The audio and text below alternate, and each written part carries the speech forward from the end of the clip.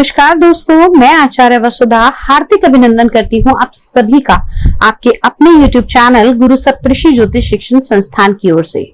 दोस्तों, आज के वीडियो में हम बात करेंगे कैसा रहने वाला है 3 अक्टूबर 2022 से लेकर 9 अक्टूबर 2022 तक का ये सप्ताह ग्रह गोचर की दृष्टि से आपके लिए। क्या करें, क्या ना करें और कौन सा महा उपाय आपको दिला सकता है विशेष लाभ, इसकी भी चर्चा करेंगे। लेकिन उससे पहले हम जान लेते हैं कि कौन कौन से विशेष व्रत पर्व और त्योहार इस सप्ताह आने वाले हैं। दोस्तों, सप्ताह की शुरुआत होगी बड़े ही पावन पर्व यानी कि 3 अक्टूबर को दुर्गा अष्टमी का त्योहार मनाया जाएगा।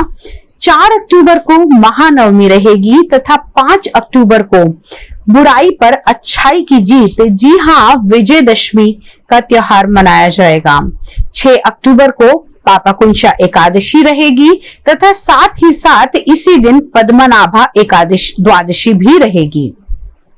7 अक्टूबर को प्रदोष का व्रत रखा जाएगा तथा 9 अक्टूबर को शरद पूर्णिमा मनाई जाएगी। दोस्तों, इसी दिन वाल्मीकि जयंती और मीराबाई जयंती भी मनाई जाती है।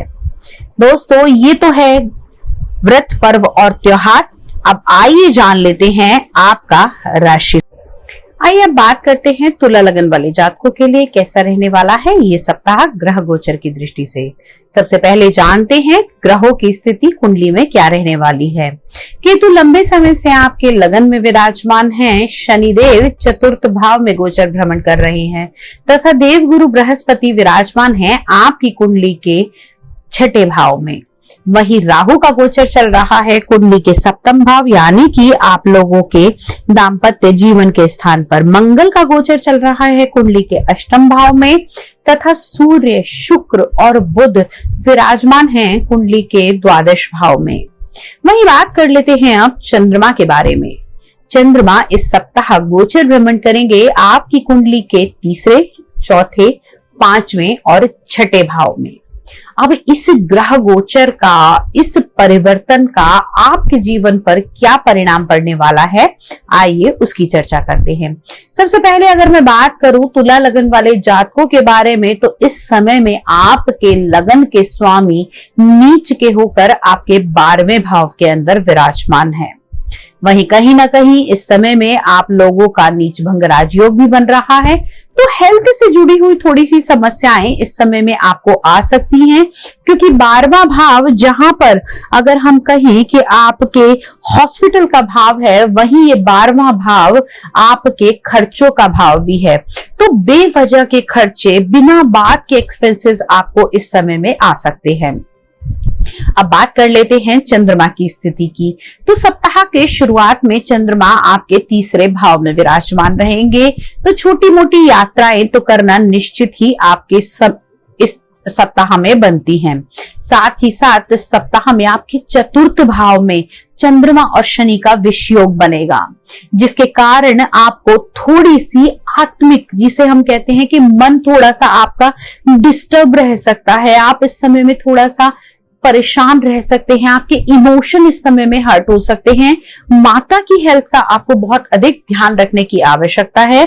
माता को किसी प्रकार का डिप्रेशन, या फिर मैं कहूं कि अगर आपकी माता चेस्ट के रोग से कहीं पीड़ित हैं, तो उनको भी आपको थोड़ा सा ध्यान रखने की आवश्यकताएं बनती हैं।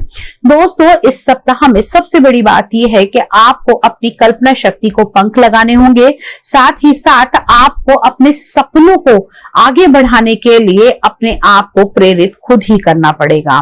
इस सप्ताह में आपको ऐसे लोगों का साथ बिल्कुल छोड़ना होगा जो केवल और केवल आपको किसी प्रकार की सहानुभूति देते हैं, या फिर आपको किसी प्रकार का इस तरीके आपको डीमोटिवेट करने की कोशिश करते हैं। उन लोगों से आपको दूर रहने की आवश्यकता है। इस सप्ताह में जितना हो सके उतना नीट एंड क्लीन रहिए, अपने आप को साफ सुथरा रखिए और जितना हो सके अपने आप को साज सजावट करके रखिए। इससे आपका आत्मविश्वास तो बढ़ेगा ही बढ़ेगा और साथ ही साथ आपके लग्नेश की स्थिति में भी सुधार आता हुआ दिखाई देगा। दोस्तों, इस समय में अगर आपका नेचर आपको लगता है कि आप बहुत ज्यादा रिजर्व रह रहे हैं, तो आपको साथ में आपके जीवन साथी के साथ में अपनी बातों को शेयर अवश्य करना चाहिए, क्योंकि हो सकता है इस समय में आप कोई ऐसी गंभीर बात अपने जीवन साथी से छुपा रहे हैं या बताना नहीं चाह रहे हैं, जिसके कारण आप लोगों के बीच में डिफरेंसेस आते जा रहे हैं। तो अपनी बात को अपने लाइफ पार्टनर के साथ में अगर आप डिस्कस करेंगे तो आपके लिए ये बहुत ही लाभकारी रहेगा।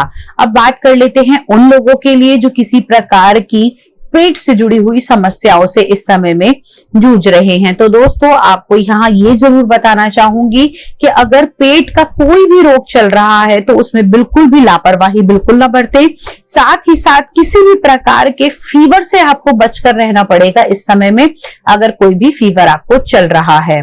हाँ, उन लोगों के लिए जिनको बहुत ये लगता है कि भाई हमें नजर लग जाती है, हमें दूसरे लोग जब भी हमें देखते हैं या कोई भी एक पर्टिकुलर व्यक्ति आपको लगता है कि इसके देखने से या इसके कहने से मेरे काम रुक रहे हैं, तो आप हमारी नजर दोष की वीडियो अवश्य देख लें।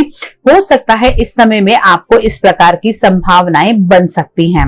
अब बात कर लेते हैं आप लोगों के व्यवसाय के बारे में। तो व्यवसाय की दृष्टि से ये सप्ताह आपके लिए अच्छा रहेगा, लेकिन वहीं ये भी बताना चाहूंगी कि इस सप्ताह के एंड में यानी कि 8 और 9 तारीख को बेवजह के खर्चे भी हो सकते हैं।